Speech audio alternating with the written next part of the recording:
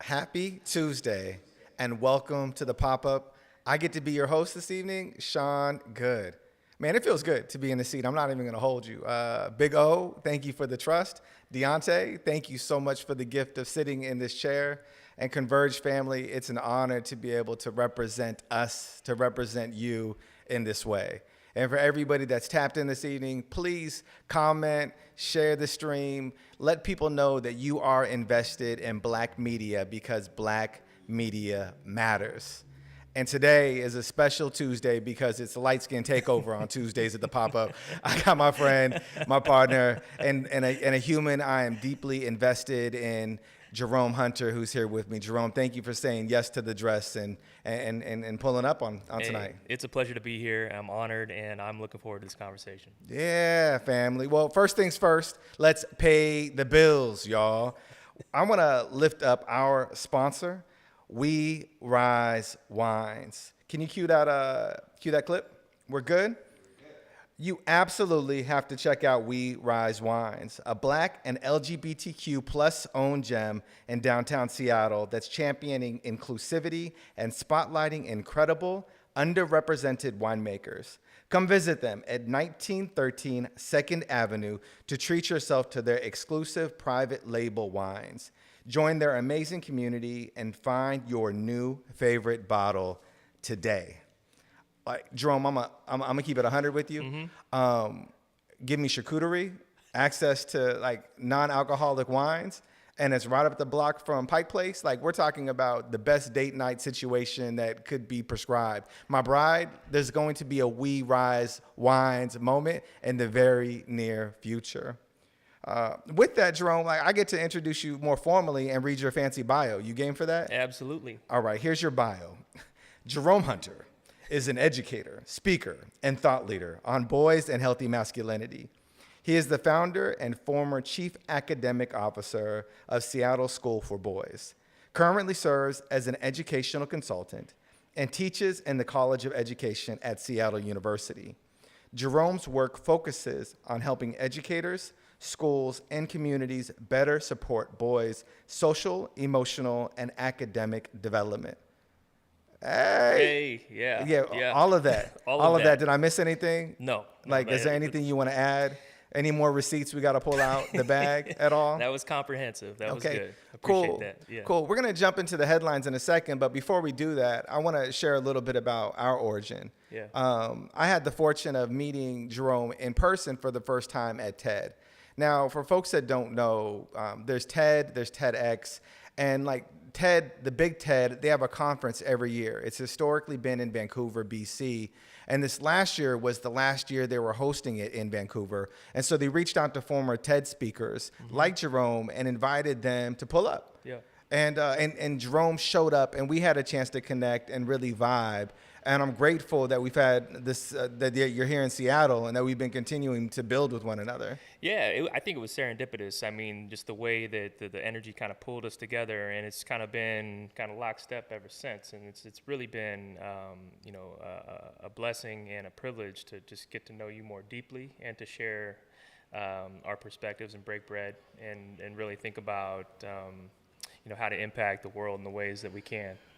Yeah, and your lens on the world and impacting the world, particularly focused on men and boys and healthy masculinity, is a focus and a framework that we so desperately need to lean into.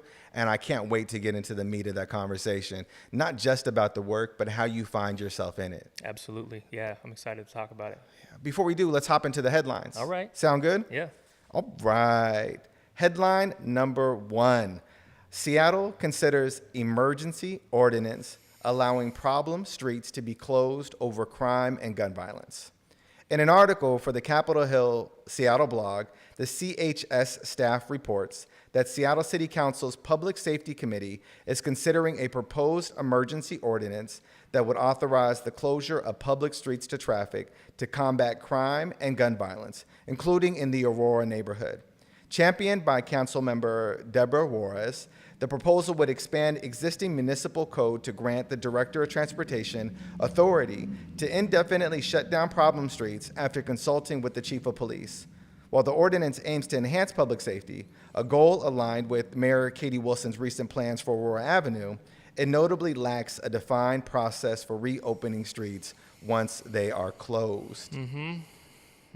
Tell me what you want, what you really, really want. Like, yeah, I mean, what are you thinking? What are your thoughts? Yeah, a couple of initial thoughts are that, our communities need to be safe. And, gun violence needs to be mitigated. But when I think about this particular initiative, it makes me think of trying to solve the symptom rather than the root. And I feel like if the streets are going to be closed down, it might reroute or populate the problems that they're trying to solve. So I think that, talking with the community first, and getting perspectives from community leaders on what solutions they're looking for, rather than appointing somebody to, shut down streets kind of indefinitely. I don't know if that's the appropriate route that I would take. I think that there are initiatives that are currently in place that probably need to be funded already, that are community-centered, whether it be internship programs, mentorship programs within the community, and really bringing more attention to those type of community-centered initiatives, surfacing those where you have a community buy-in as well as community-run programs to really bring some unity together. I don't know if this particular headline is going to unify folks. Yeah, it's a good take. I was watching the news leading up to this, and I think it also speaks to whose voice in community gets centered in movements like this in the city. I've been supporting violence reduction efforts in the city for a really, really long time. And this is the first time I've heard them talk about shutting down streets to limit violence happening in communities. I mean, come on, y'all. Like, could you imagine when violence is at a high in the South End that they're going to shut down Rainier, that they're going to shut down parts of MLK? But because it's happening in a particular part of Seattle where the interested parties have political power, are part of a majority here locally, and a voice that resonates differently at City Hall. Now they're talking about shutting down streets. I got deep curiosity around not just whether or not it's centering community's voice, but whose voice in the community is it centering? All right. Yeah, and I know we've got limited time on this, but it echoes kind of this harm that's being caused where, specific voices that are being centered feel like they can do something for the community rather than with the community. And I think that we need to shift that paradigm and think of the with first and not for the for, if that makes sense. And so I hear you, and I think it's something to reconsider. Yeah. No, that for to with ties directly into our next headline. In fact, let's go ahead and go to Egypt and Iran dispute travel protocols ahead of World Cup match in Seattle.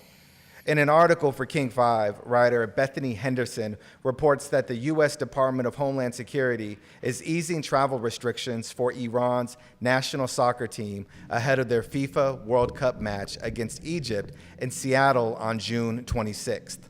Under the new guidelines, the Iranian team will be permitted to arrive 2 days before the match, though they are still required to return to their base camp in Tijuana, Mexico, immediately following the game. This adjustment follows complaints from the Iranian Soccer Federation regarding previous travel constraints, while Egypt's own request to remain in Seattle after their recent Vancouver match was denied by security officials, forcing the team to return to their home base in Spokane instead. Like, I'm asking the question, like, is this for us, right? For our safety, right? Is it with us in mind, right? Because I don't know that the Seattleites are concerned about the security threat from the Iranian or Egyptian teams being in our region. I don't think so. And you know, when you think of the World Cup broadly, you think about unifying nations, unifying people, integrating different cultures, and having a celebration around that. And to have these travel restrictions really creates a divide in that sentiment. And then if you think about it as a professional athlete, and these are world-class athletes who are training tirelessly to compete at the highest level, you know, every 4 years. And, you know, if you're an athlete, you understand the significance of travel, the significance of time needed to prepare at your best, and to have that interrupted due to bias, due to a lack of understanding culture, a lack of understanding sports, creates a fissure and creates this counterproductive and counterintuitive thinking around what the World Cup actually needs to be. And it's unfortunate that this is happening here in the United States, and then we get to feel it here at home in Seattle. And so I think that reconsidering what that looks like is absolutely necessary. And I absolutely would ask that you extend it beyond 2 days, because these players and these fans and these families are traveling across the world to celebrate really humanity. This is surfacing some of the beauty of humanity, through the skill of soccer, but also through the integration of culture, and that's what we need to recognize. Yeah. Because Tijuana is not down the block. Right. Now, I know the folks that grew up in Seattle, Tijuana might as well be Tacoma, right? Because like anything south of the airport feels like a whole nother world. But like Tijuana is a really, really long way away to go as a professional athlete, to then move all the way back up here to get ready for a very important game. And you're from Spokane. Yeah. And I know it's only about an hour and 10-minute flight, but all of this disrupts, and it creates a competitive disadvantage. It absolutely does. And, just climate-wise, Eastern Washington's a lot warmer than it is here in Seattle. And, not to make this about myself, but I've been traveling, and I struggle sometimes to just finish a sentence, let alone play a high-level soccer game. And so the disruption is real, the travel is real, and I think that if the folks who were in charge I think the folks who were in charge of kind of putting these restrictions in place understood the importance of unity and the importance of professional athleticism. They might have thought twice about doing something like this. Yeah. Well, to go from disruption of world-class athletes to disruption of world-class students, Bob Ferguson has a call for school cell phones to be banned, and it has a familiar ring to it in Olympia. According to a report by Aspen Ford for the Washington State Standard, Washington Governor Bob Ferguson has announced his support for statewide legislation banning bell-to-bell cell phone use in public schools. Though the concept has repeatedly stalled in the state legislature over the last 3 years. While State Superintendent Chris Reichdahl and bipartisan lawmakers have previously pushed for similar bans, their past efforts only resulted in a watered-down bill calling for a policy study, even though some legislators argue that cell phone bans should remain a local district decision until the scheduled study is completed. Ferguson plans to meet with stakeholders across the state this summer to develop a proposal he aims to implement by next September. What do we think, huh? Several thoughts. I think that there are pros and cons to a cell phone ban. As a former classroom teacher, what you're looking to do is build academic stamina within your students, and one of the best ways to do that is to reduce disruption. Back in 2018, when I was in the classroom, I did some research, and students on average were receiving 300 notifications in their pocket during that school day. And so just on that stat alone, back then, I found it to be useful to think about a cell phone ban. And I think as we look at the usage of cell phones today among students, I think it's a smart move to seriously consider it. But I think that also it's not the cell phone itself, it's what's on the cell phone, right? It's the social media, it's the communication, it's the distraction. And so you then have to have another conversation about, okay, are we talking about like social media? Because if you take away the cell phones, students oftentimes still have access to their computers at school, and they can use it very similarly, if not the same. And so you have to open up the conversation about technology as a whole as it relates to student interaction and student learning. And so I think it's important that the conversation is being had. I wonder about, if you're going to take something away, you should recommend filling that space with something that's more beneficial, right? And, I think it's possible that you can then start to rethink how schooling is done, thinking about experiential learning, where students are a little more engaged and they're not thinking about who's texting them or how many Instagram or TikTok notifications they're getting. And so it could also lead to a further discussion around, like, what does school look like if we're going to take these phones away, because they're so normalized now in schools, but also in our culture. And so there's I think there's some pros and cons, but I'm really pleased that the conversation is being had on a broader level, because back in the day it was classroom to classroom, right? And so you're getting inconsistent outcomes from students that you are hoping to serve. So I think it's a conversation that needs to be had, and I hope that more voices are coming to the table, and they're doing this with the learners and the teachers and the superintendents in a way that's longer lasting and doesn't feel like a reaction to what's happening. Yeah, I love the sentiment of, if we're going to take something away, what are we putting in place of it? Right. If we're going to lock up their cell phones for the duration of the day, how do we change the academic calendar? Yeah. And so the school day is engaging in a way that meets students where they are. Absolutely. So they're not feeling like they're missing something because they're receiving so much in exchange. That's powerful. Absolutely. Yeah. Thank you for that. Absolutely. Thank you. This is why you're here, is because that unique lens and perspective that you get to bring into every space that you're in. Yeah. And I can't wait to dig in right after the break. Thank you. Headed to run and walk with pride? Getting there is easy with King County Metro. Tap and pay with your phone or your card. Use your Orca card or Puget Pass.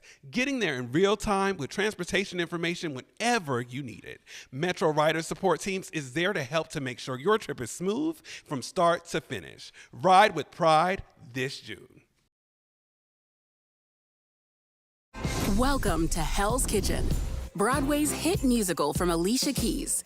Every song, If I Ain't Got You, Empire State of Mind, it's all in the show. Meet Allie, a 17-year-old girl full of fire. Meet the musical mentor who changes her life, and her family, who lifts her up. With exhilarating choreography, Hell's Kitchen is all about finding yourself, your purpose, and the people who inspire you. Hell's Kitchen, playing the Paramount Theater July 21st through 26th. Discover the raw, essential story of Northwest modernism through the Seattle Art Museum's Beyond Mysticism. This exhibition features over 150 pieces celebrating the region's natural beauty and urban life. Get your tickets today at seattleartmuseum.org. We'll see you there. Black women in Washington faced more than twice the risk of syphilis in 2024, but cases are falling as we learn the facts and look out for ourselves. Yet 1 in 10 pregnant cases were among Black women, but more than half of potential congenital cases were prevented with early care. Early testing makes a difference. Get tested and protect yourself. Protect your child. Protect the community.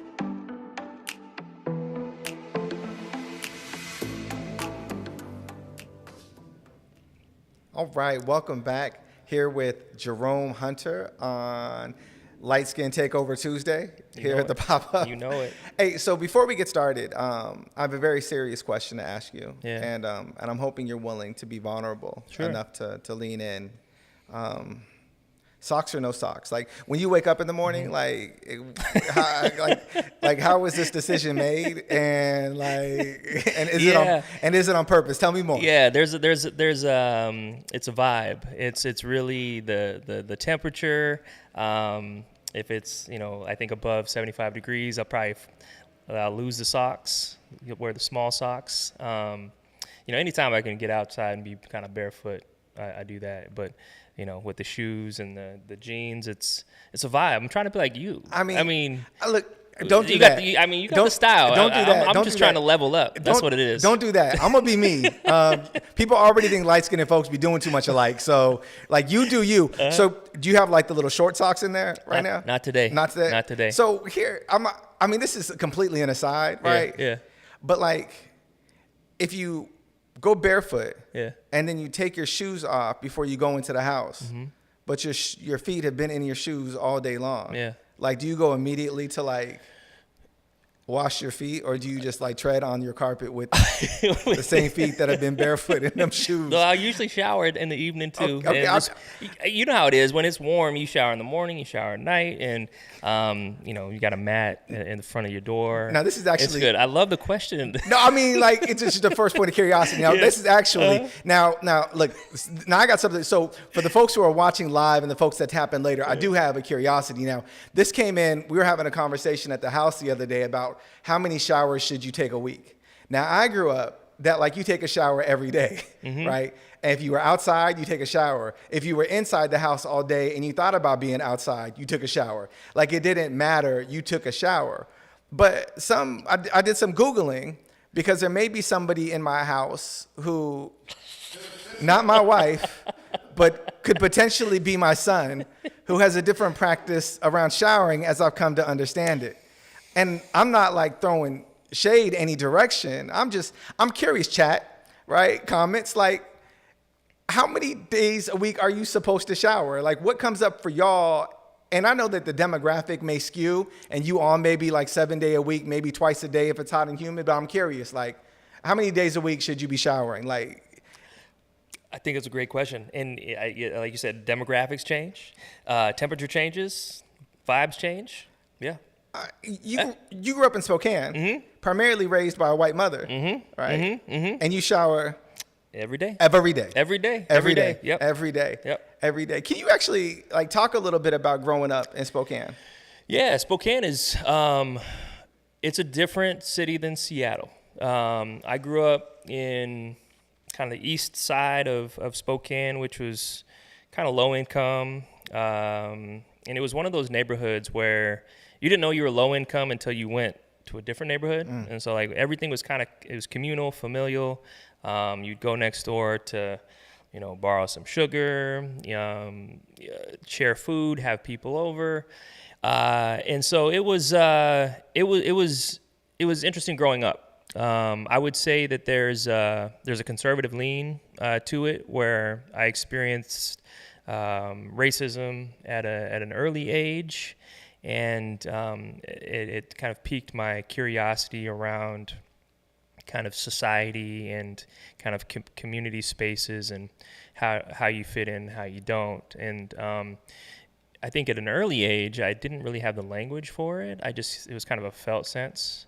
I think which led me to reading and leaning into education, which I later became a teacher. But thinking about how people interact and how the way you look sometimes can limit access or grant you access. And being light-skinned, I have both of that, and so it's, as I got older, I couldn't go to certain spaces because I looked a certain way. I was too dark, but was entered into other spaces because I was light enough and safe enough.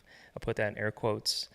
And so it really helped to kind of shape my identity and worldview on the importance of unifying people, the understanding of like our culture not being monolithic. I think that was something that was really impactful as a young adult, and thinking about how to express that unapologetically on a daily basis, while understanding the uncertainty that comes with it. But growing up in Spokane kind of sparked this curiosity of like, what's this world about, and where do I fit in it? And so that's one thing that it was kind of like a gift and a curse growing up in Spokane. You know, hindsight and the kind of looking back, it's been, definitely a teaching and a lesson. And I got love for Spokane. My family's still there, and I get over there once a quarter, and it's a fascinating place. Yeah. I'm actually flying to Spokane tomorrow. Okay. Because I think I told you my mother lives in Chewelah. Yeah. Right. Yeah. Which is like, if you fly to Spokane, you then have to go about an hour and a half north to get to Chewelah. And if you don't know that you're in Chewelah, you will miss Chewelah by the time you get to Chewelah, because it's that kind of town. And we can have another conversation at another time about how my mother ends up in Chewelah, but like that's neither here nor there. Converge has an audience that extends to both sides of the mountain. Yeah. So there's folks from Spokane that definitely tap in. For the folks that don't spend time over on that side of the mountains, or only pull up for like Hoop Fest. Right. Talk a little bit about home for you. Like, tell us about home. Home, East Side Spokane it's super dope. It still is. There's a historic barbershop, Larry's Barbershop. I'm gonna shout out QC Quinn Canton over there, one of the best barbers on the West Coast, if not the world. And he was one of the first to give me a haircut that I like. I don't know if you've ever been to a barber. You ask for something and it's not what you're looking for, and you kind of got to bop around. But QC is a straight up legend there. And the East Side has got Underhill Park, and that was one of these parks that was like iconic for. We used to play tackle football in the field. We used to play basketball with the chain nets, and then in the winter it had these like really steep like sledding slopes that we'd go by, and so like that was kind of our play area all through every season. So like summer was basketball, fall was football, and winter was sledding, and spring you do whatever. But and they've got the East Central Community Center, where they had it was really a formative moment for me, the kind of ages from 11 to 15. They had like teen night, and so you can go play basketball Monday through Friday from 8 to midnight. And so in that kind of time and space throughout the summer, I made some really good friendships, and learned how to play basketball in a way that was durable. You got to be a little more durable playing at that time of night, but also with the community and the way that it was. And so kind of growing up in that space added like a texture to my identity that I don't think I would have built in another location. And so I appreciate Spokane for that. And there's a culture there that it's concentrated. It's not vast, but it's concentrated. And so when we would convene and break bread or listen to music, there was a sense of culture that I appreciate. And it's still home, but it was it really had an impact on my formative years. And when I go back and look at my old neighborhood, it's there's a visceral feeling about just how it kind of tapped into parts of my being, and now, and it still kind of reverberates today. Yeah. I don't know if the audience that's watching live right now could see what happened, but there was a particular way that your eyes lightened up. Yeah. And your affect changed when you started talking about home. Yeah. What were you feeling? Yeah. there's a sense of belonging there. And you know, reminiscing, there's just this unapologetic joy that I experienced for like a sustained period of time. And I think thinking about, you know, primary school to middle school, it was really a joyous experience for me. And it was, I guess thinking about it more deeply is just having a community that saw you for who you were, and you didn't necessarily need much for that. You know, like I was a kid that had patches on both the outside and the inside of my jeans. So we had to work through the jeans.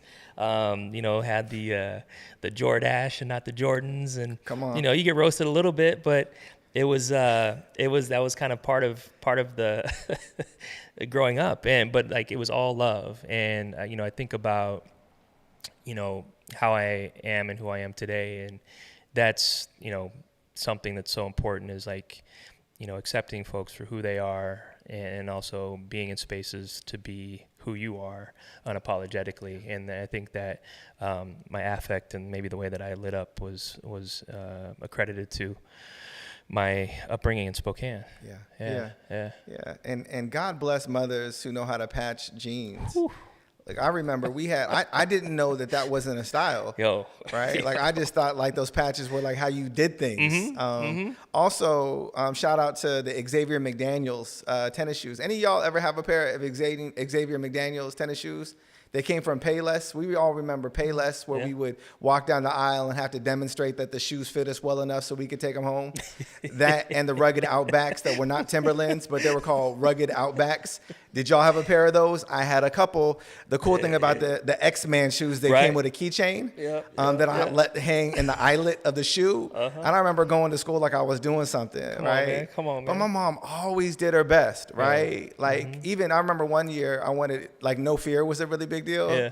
I was like, I wanted, on the Christmas wish list, I put a No Fear shirt, and she gave me a shirt that said Never Give Up, right? And like, and it was, and it's funny, right? Like it is. And like, she was doing her best. Come on, man. Right? Yeah. Because like, it's hard for a mom to raise children on their own. And particularly, I think in my experience and for other folks that I rock with, to have white moms who are raising multiracial children in a context where the children are received as black, even as their identity is white, and like trying to meet us where we're at when we are not where they are. Right. Like you brought up the barbershop, and I started having flashbacks. I was like, bro, like the struggle was real. 100%. What is the worst, best memory of haircuts you had growing up? Because like there just wasn't an understanding of what to do with the texture of your hair. Come on, man. You know, it's funny. You really digging in today. I appreciate it.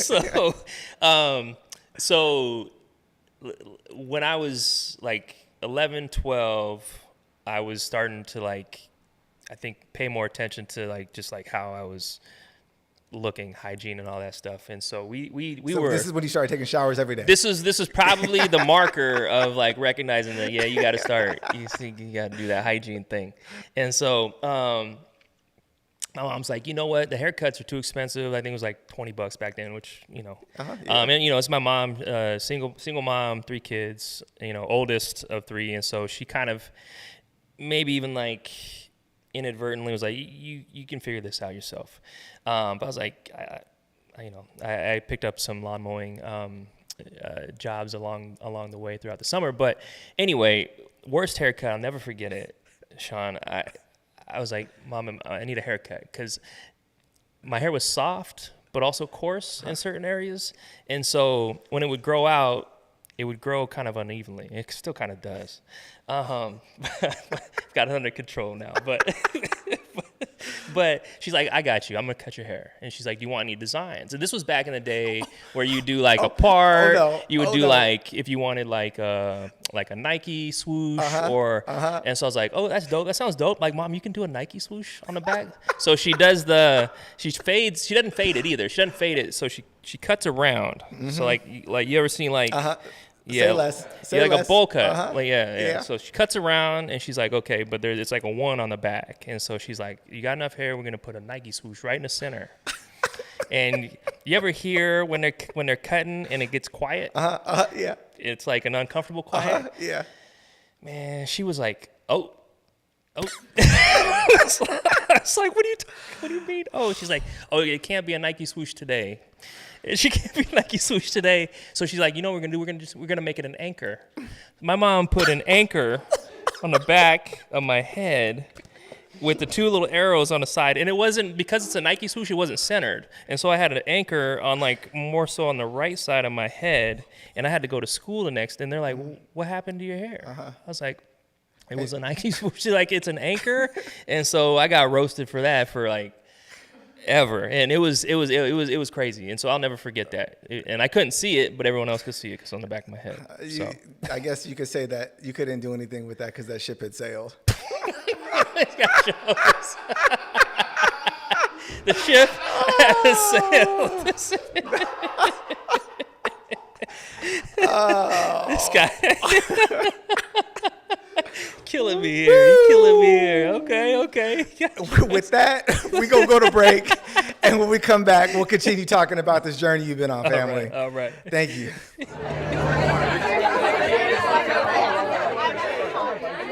Ole, ole, ole, ole. Ole, ole.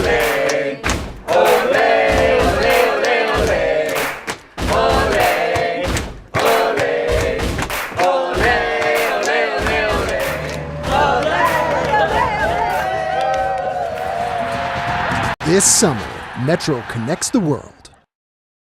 Welcome to Hell's Kitchen, Broadway's hit musical from Alicia Keys.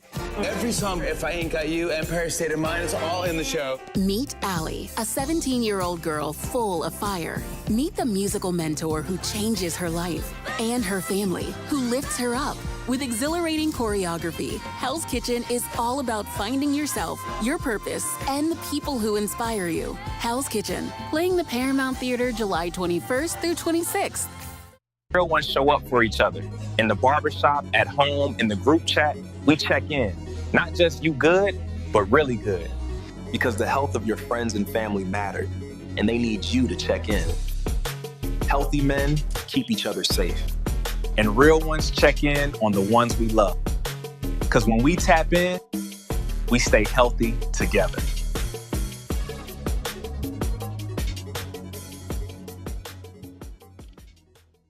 Headed to run and walk with pride? Getting there is easy with King County Metro. Tap and pay with your phone or your card. Use your Orca card or Puget Pass. Getting there in real time with transportation information whenever you need it.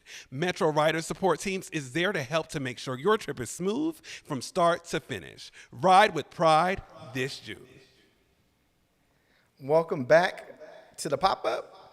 We're here with Jerome Hunter, and we're talking everything from anchor parts in the back of bad hairlines. Yeah, we just got to talk about bad haircuts, but like white moms doing their best to raise multiracial children. I'll add a couple confessions in, and then like we'll move on from this. But I don't want you to be out here on your own. Appreciate you, bro. Because that's just not right. So my mom did her best, right? And I remember like she was trying to figure out how to manage my hair, and she would buy things like LA Looks, like the gel. Right? Because she liked like how we could get curly. And there was a style in the 90s called the side spike. Some of y'all may remember this. It worked really well for like people's hair who lack texture. And you would comb the hair here, part it here, and then you spike it up along the side. But what happened was my hair would fro, and so I had like a side fro. But I grew up in large part in South King County. And South King County at that time was like predominantly white kids that I was growing up around at that time. And so nobody really said anything to me. And so I thought I was kind of doing a thing for a hot minute, right? All bad. Not like anchor part, like anchor like design in the back of my head bad, but bad nonetheless. I will say, I am very grateful for my barber, Breeze, today. So if y'all need a cut and you are anywhere in the vicinity of Federal Way, trust and believe, like, she gets it done. But Jerome, like growing up in Spokane, white mom, whack haircuts, deep culture, connected. How do you begin to shape your identity of what it means to be a man, absent of that present influence in your life as a child? And when did like your father's influence begin to play a role? Yeah, that's a really, really good question, and I'm happy you asked that. And there'll be more context. I'm writing a book about this, and thinking about my upbringing, being raised by a single mom. My dad was in the picture for a while. The interesting thing about him, and I don't know if I haven't shared this publicly, but I will today because I trust you and this platform. When I was 6 years old, my dad was riding his bicycle to work. He used to work at this aluminum factory in Spokane called Kaiser Aluminum. And it was essentially one of these factory jobs that he'd actually moved from Shreveport to get during like the second Great Migration, ended up in California and spent some time in the penitentiary in San Quentin and Walla Walla. But then when he was released, found a job at Kaiser Aluminum. And so he was riding his bicycle one day, and he was struck by a semi-truck and left on the side of the road for an extended period of time. Finally, someone saw him and called the ambulance and took him to the hospital, and he suffered a spinal cord injury. And so I prior to that, I had kind of known my dad in and out, but just he was kind of callous, rough around the edges, charismatic, but didn't provide like masculine stability for me. And so that was an early indicator of kind of exploring what masculinity looks like, especially while I'm, being parented primarily by my mom, and how to show up for the family, how to show up for myself and for others, what that looks like, doing chores and not being, ashamed to like do the dishes or help cook and, mow the lawn and do all these things. So I'm taking on some of these household responsibilities that may traditionally look like something a woman would do, but I was doing all of it, and so was my mom. And so, that was like an early seed that, you don't necessarily have to choose one thing or another. It's really both and if you can, integrate this kind of both and approach, you can grow to be more whole. And, fast forward to right around like my kind of early adolescent, middle school years, I decided to kind of lean into building a relationship with my father. And, at this time he was paraplegic, required help at his apartment. And oftentimes I would, when the caretaker would leave, I would stay and care for him. And so in those experiences, I was, again, didn't have the language for it, but was just experiencing this man that I knew was respected, feared, had a reputation of being someone you don't really mess with. To now, me as an emerging adolescent, taking care of a grown man who now has to ask for help from his oldest son. And so, the help was very intimate. It's shaving his head, it's cutting his toenails, it's all of these things that, like, what care looks like and feels like, but the dynamic is not what they show you to do. And so, kind of fast forward to now, and it just can we not though? Sure, yeah. Can we not though? Yeah. Because you just gifted us something. Yeah. And I don't want to like speed past like that, the intimacy of that moment you just shared with us, as if it's some sort of and then this is what happened next, Sure, right? Sure. Like, thank you. Well, thank you for having me here on this platform. Yeah, thank you. Yeah. Thank you. What is it that you learned about your father in that time? Yeah.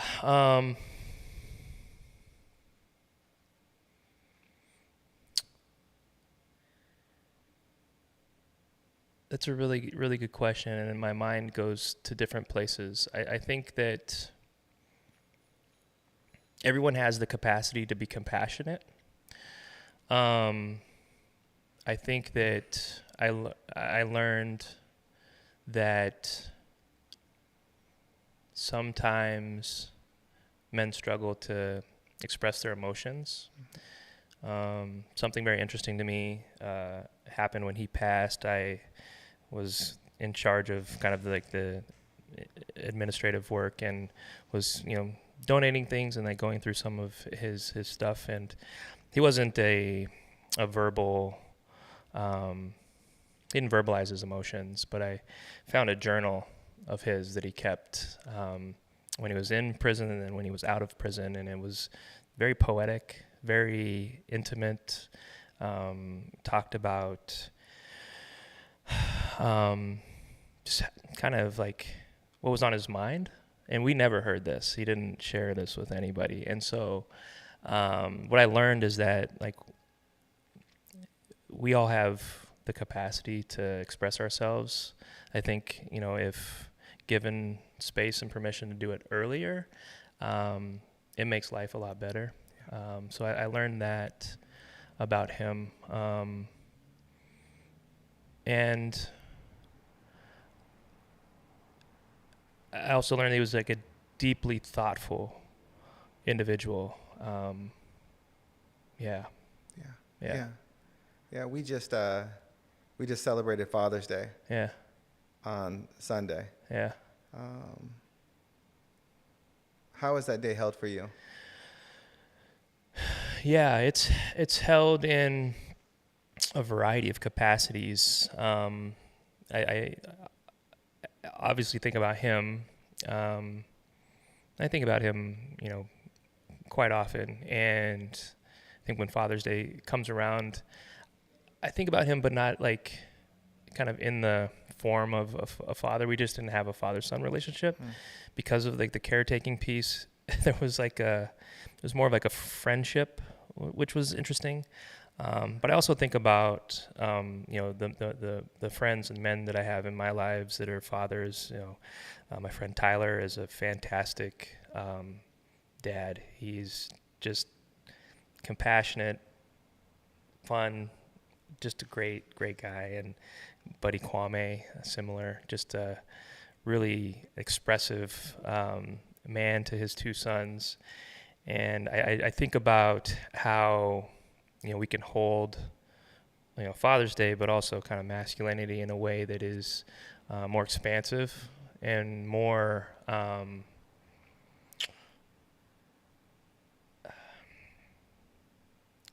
gentle, I think, and also kind of more inviting to different modes of how to express yourself and doing it in a way that is safe and celebrated. Yeah. Yeah. What's your father's name? James Gant. James Gant? Yeah. Thank you, James. If not for James, we wouldn't have Jerome. Thank you. Let's go ahead and hit the break. And when we come back, we'll hear more about the work that Jerome does in the world around us, around men, boys, and masculinity.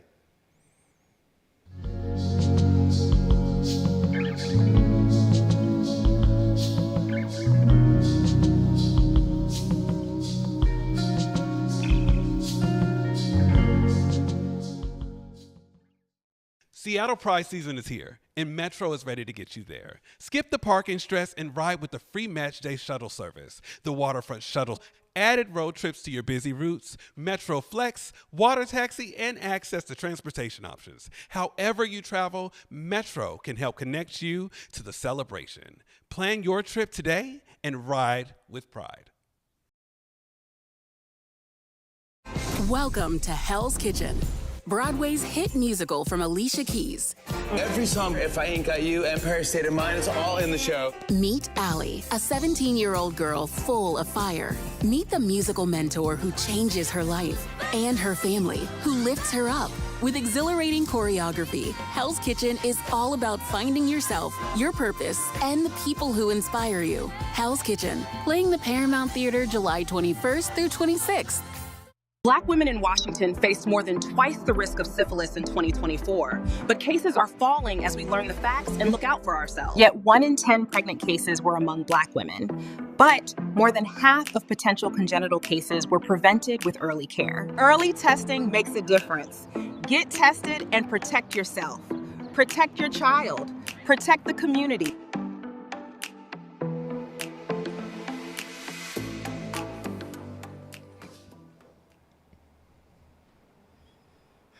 Welcome back to the pop-up. I'm here with Jerome Hunter, and I get to be your guest host this evening, Sean Goode. And we're calling this the Light Skin Tuesday takeover. But no, really, Jerome, right before we went into break, you invited us into a special place in your heart.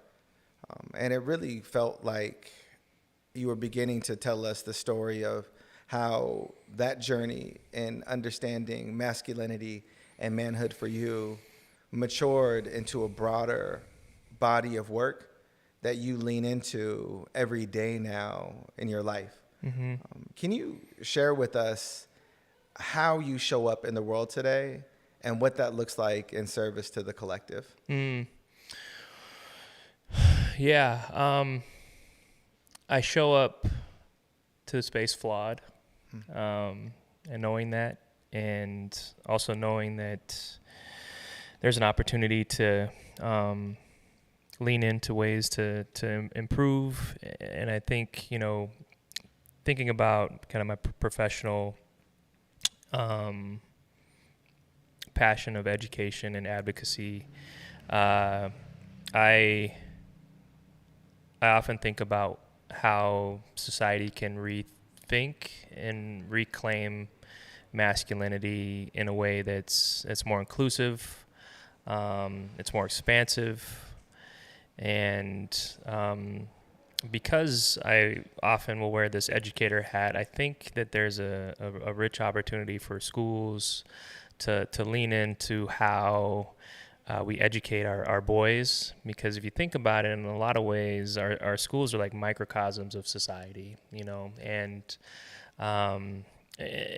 part of what I want to do is like integrate social and emotional learning and social and emotional well-being into the core curriculum in a way that it is curricular and not extracurricular, because I think when it's seen as extracurricular, it can also unfortunately kind of be stigmatized and lose its value. And you ask anybody about school and learning, it's not just academics, it's inherently social. It's whether it's social status, you'll learn really, really quickly where you belong when you enter a school. What you wear, if you're wearing the Jordache, right? Yeah. If you got the patches on your jeans, right? Yeah. And so all of those things are messages and social cues, and with those social cues come emotions, mm-hmm. right?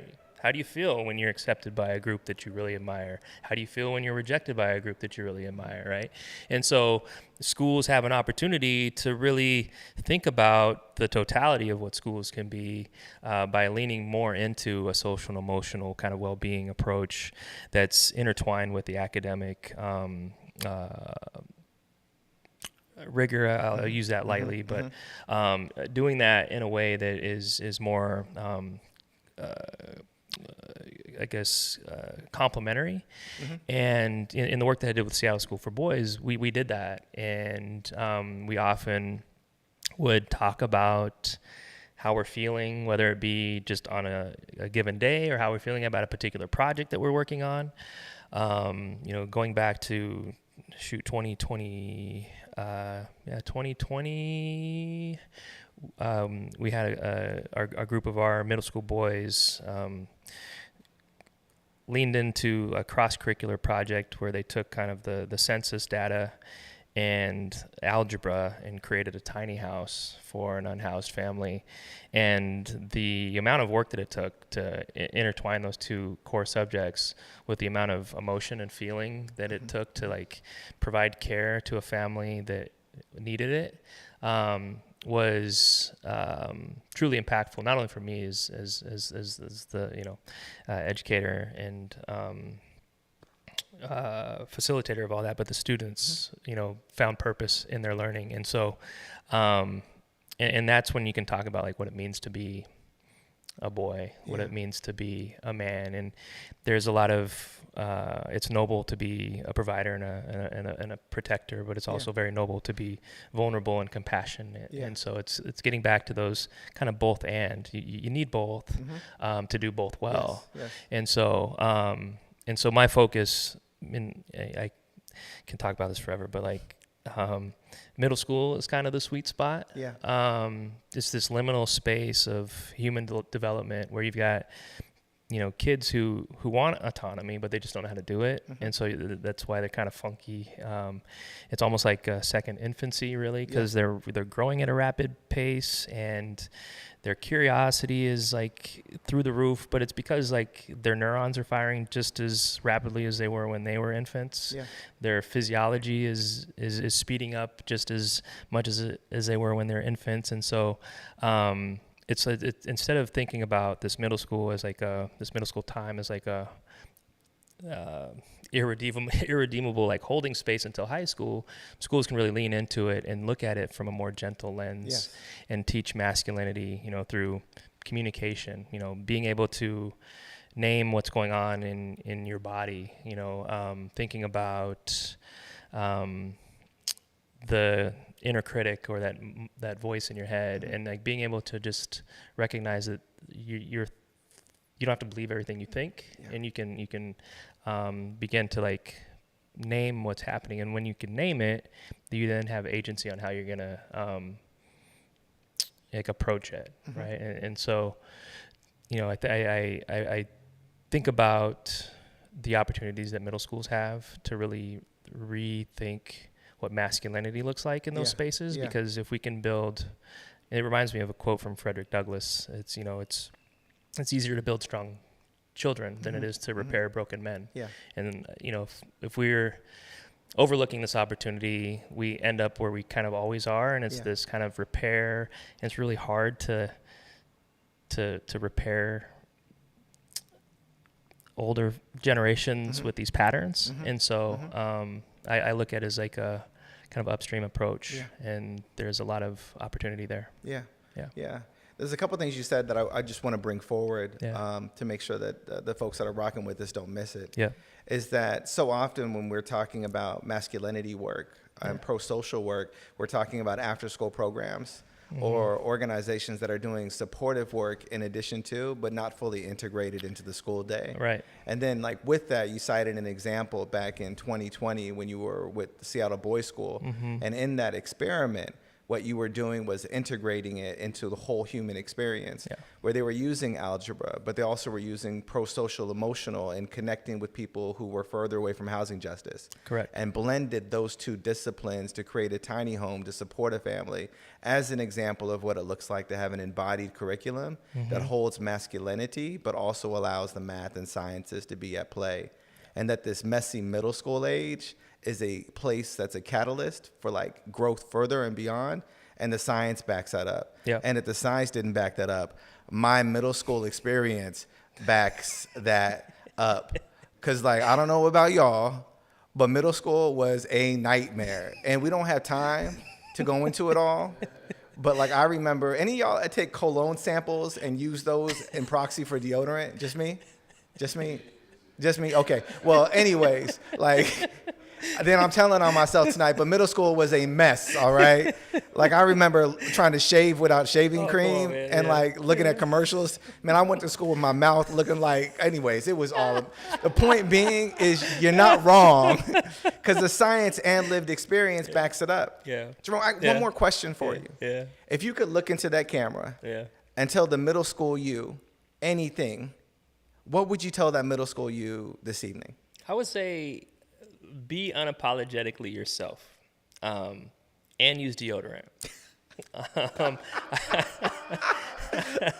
I think there's an important value in recognizing what your passions are at that age and committing to them, because they end up resurfacing as you get older. Whether it's being an adult and you've been so focused on work that you get away from some of the passions and hobbies, you might end up coming back to art. Like, for example, I used to draw all of the time when I was in middle school, and I got away from it because of other responsibilities. But even today, the thing that centers me is art. One of the first things I did after the pandemic was I went to the SAM by myself, recalibrated, set my nervous system, and I would say that that's a reflection of my passion and joy from middle school, at least one of the things that I like to do. Yeah. Well, Jerome, thank you for bringing your whole self, your middle school self, your caretaker self, your jacked up haircut self, but most of your I'm not wearing any socks in these shoes self, but like you. Into the space, into the Black Media Matters studio on this evening, and being a part of the pop-up. It's been a gift to have you here.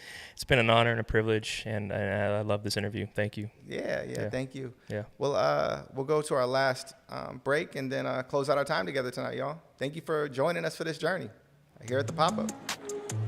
We direct your attention now to the left side of Mariners Fire TV as we welcome the following groups. For more information, go to mariners.com/groups.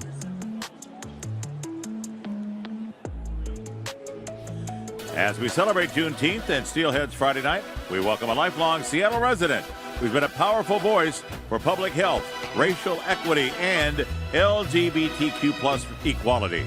In 2019, he made history as the first LGBTQIA chair in the 110-year history of the NAACP.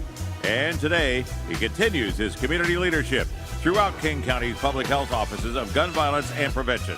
This year, he was named a Grand Marshal of the Seattle Pride Parade, honored for his leadership, his commitment to justice, and his efforts to ensure everyone feels seen, valued, and included. Please join us in welcoming him now, Deontay Damper. Glad to have you here, Deontay. We'll all be on the lookout for you, waving just like that in the Seattle Pride Parade on June 28th.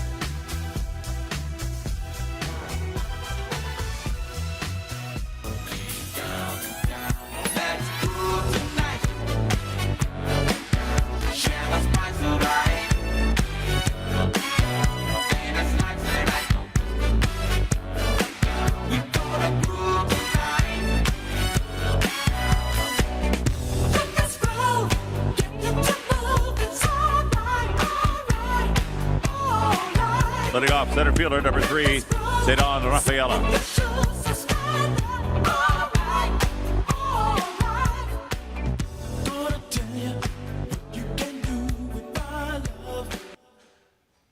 Welcome back to the Black Media Matters studio. I'm Sean Goode, your host of the pop-up tonight, and we have closed out our time with my good friend Jerome Hunter. Hey, Jerome, before I give the parting reflection, can you let people know two things? I would love for you to talk about, just briefly, the book, like the title, and where can they find you at on socials if they want to learn more about this journey you've been on and how you're serving the world around us? Yeah, book working title is Boys in the Middle, Reclaiming Masculinity Through Humanity. The draft should be finished by the end of the summer, and we'll have it ready to go hopefully later this year. You can contact me at jeromehunter.com, Instagram HunterJ33, and of course LinkedIn. I'd love to collaborate. Thanks, Jerome. And community, thank you. Because without you, there is no Converge Media. And that's not just an affirmation, that is a reality. This institution only exists because you contribute. You contribute with your gaze, when you tap into the programming, with your comments, when you affirm that this is resonating, and with your resources, when you click on the QR code and follow the link to give to Converge Media. I can't stand enough in the gap for the significance that this institution plays for our region. Over the course of the past 6 years, the stories that Converge has told have been a timeline of events that have held us together and been the thread of fabric that has woven our community in such a way that you can bear witness to the beautiful tapestry that we are. So if you have capacity beyond time, your treasure is deeply meaningful and goes a long way in this cause. And not only can you contribute by following the QR code, I said clicking the QR code so that it tells you where I'm at in this particular journey of my life. By following the QR code, you can also contribute by picking up one of Deontay's new t-shirts. We live in color, yeah, that part, right? The We Live in Color t-shirts are dope. Get one, rock it, it's pride, wear it with pride, and stand 10 toes in what we all know to be true. We are together, colorful, creative, brilliant, magnificent people, and this is just a way to represent that in this season. Family, thanks for tapping in. Thanks for spending your evening with us. Thanks for joining us on this journey here at the Pop-Up. Again, Sean Goode, I'm your host. Big O, thank you for the gift of sitting in this seat. Deontay, thank you for the privilege of standing in your stead. And Eric, thank you for managing the ones and twos, brother. You had it going the entire night. Be kind to yourselves. Take care.